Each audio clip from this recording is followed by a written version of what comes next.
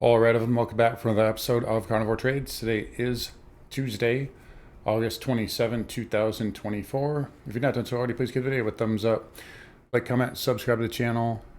Come find me on carnivoretrades.com for swing trading alerts, analysis, and live day trading. Anyways, let's get into it today. So markets here with a little bit of a dip buy this morning. So we gapped down, we flushed the low.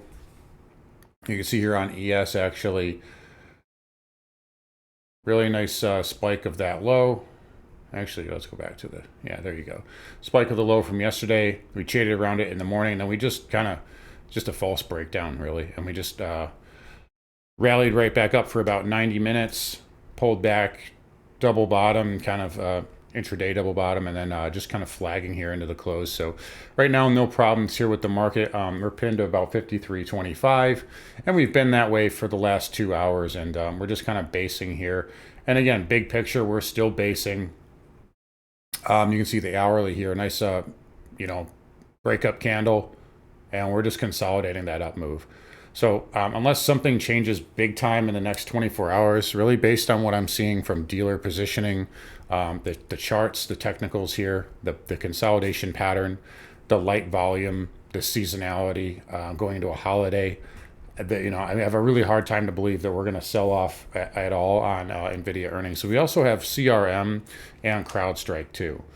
So don't forget about those reporting as well. They're definitely big tech players. Not as big as NVIDIA, but they are very big. And you can see the IGV here actually carving out a gain up 22 cents. And again, not a terrible pullback pattern there either. So markets are holding up well. And I think that's really all that matters here. So I still have that target of about 5,700. We might even go a little bit higher here now that we've consolidated for, the better part of a full week here. I was kind of expecting maybe some type of a exhaustion gap at some point to 57.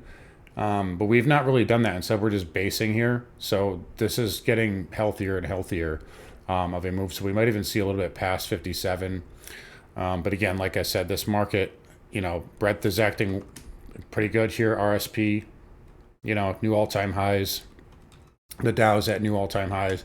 The Russell's been acting well, although it is down today. But again, we're seeing that dispersion trade come back on. That means volatility is suppressed. So again, you pretty much have like a recipe for disaster for shorts here. And based on what we saw with that big melt up here, that tells you that people are not scared to short this market. In fact, they were confidently shorting this market. Again, I keep talking about it, but everybody trying to hit that home run, trying to get the grand slam recession trade. And, we can talk about that until we're blue in the face. Hell, we've been talking about it for 3 years. But look what the market has done, right? So until that stops, until shorts are scared again and we start seeing greed here, I think we can push up into those upper levels. What is greed? Well, selling puts to buy calls, right? And we're not seeing that yet. We could get there quickly, but right now, still that base case. And again, volume light. Look at this. Here's the spiders. Market closes in 2 minutes, and we're not even at 30 minutes. We're at 26 million shares, right? So the institutions, they're in the Hamptons, right? It's Labor Day weekend coming up.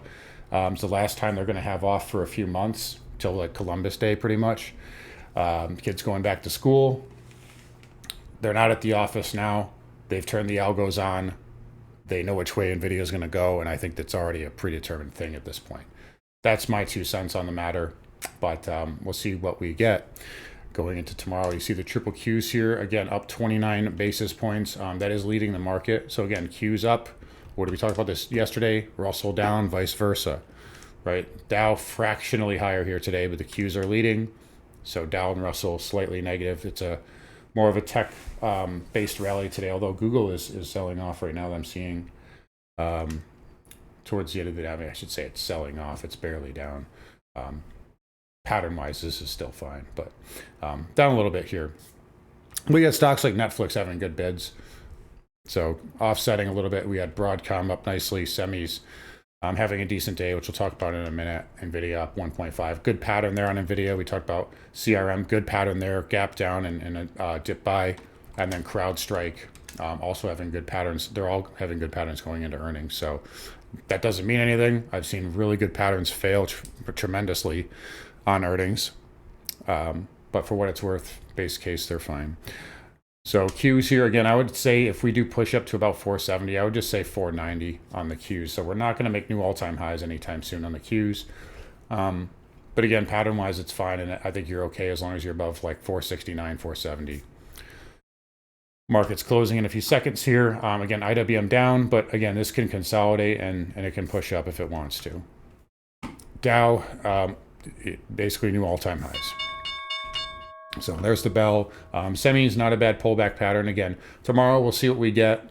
It's going to be noisy. Don't trust any of the moves tomorrow until 4 p.m. when we get those earnings, right? We could be down tomorrow. We could erase all of today's rally and tomorrow, and it won't matter if NVIDIA pumps up to 4 or, whatever, to 140 or higher. So, I did a max move calculation on NVIDIA too, and I've got 145, just so you know. I'm not saying it goes there. That's just the max move I've got. We'll see if it gets up there or not. Yeah, anyway, semis holding on IGV. We talked about that pattern. Again, crowd and CRM could catalyst this thing to all-time highs. So be aware of that. Dow transports here down 0.5%, but still inside of the breakup bar from Friday. So no problems really technically. And right now we could be building a base underneath 16,000. All right, so let's get over to rates here. So real quick, 2-year yield down. And again, still kind of rolling over here. It still has room for a higher low, but you need to see that pivot come in place.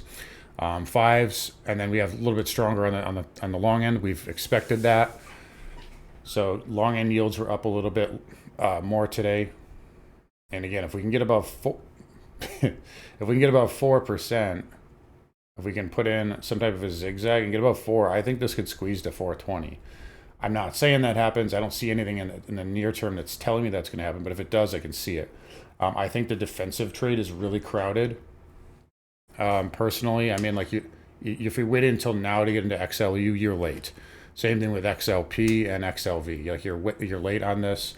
You're late to be long bonds and short yield. I also think the dollar is starting to get attractive. You're into a double bottom here. You've got another one down here. So this is starting to get one-sided, right? So that's the bull case here for the long yield in the short term. Is just we've priced in the slowdown here to a degree. That doesn't mean it won't go lower in the future, but I'm talking about in terms of a bounce, in terms of a swing trade. I think that's a possibility. I haven't seen anything that tells me to go long yet, but I'm looking. XHB down 1%, still inside of the Friday breakup bar, no problems. VNQ fractionally higher. Again, this is still holding up. Again, a lot of weekly resistance, right? So we got this pivot right here, which we're slightly above, and then you got the one right above it. And if we take a fib from the highs and go down here, you can see we're into a 50%. You got a 618 up at 99. It might want to go there. So that's and that's put in a really nice base here. So that might still have some legs to it. Look at the monthly there, nice pullback pattern. Yeah, I could see it getting up there. So, but VNQ still very strong. XLF still at the highs, up 21 cents on the day. JPM, new all-time high, new all-time closing high. Goldman not far off either, although it was down fractionally on the day. KRE and KBE were down. So again, dispersion, right? IWM down, KRE down. That's driving the market lower, or that's driving that market lower when tech is up. Broker dealers up 1/3%, new all-time closing high. Oil pulling back here. Got to 75 and change, 75.40. We almost had a buy signal trigger on this in the trading room. It didn't quite do it. It would have marked the low of the day. It just didn't quite get there. But you could make a case that this is, I don't know, it's kind of sloppy, but you could have a W pattern here. You do have higher lows. You have higher lows on oil. And you got that big fat wedge. I like the green. We talked about that yesterday. I like the test candle. and the inside bar. So oil's actually not terrible here. We'll see if it firms up. If this can put in a bull pattern, it might turn a little bullish here. But that said, XLE was down today. It does have the higher high, though. I do like that a lot. I like the XOP as well, and the OIH. I don't think these are in any sort of trouble right now. So it'll be interesting to see how oil firms up. We get inventories tomorrow. We got PCE later in the week.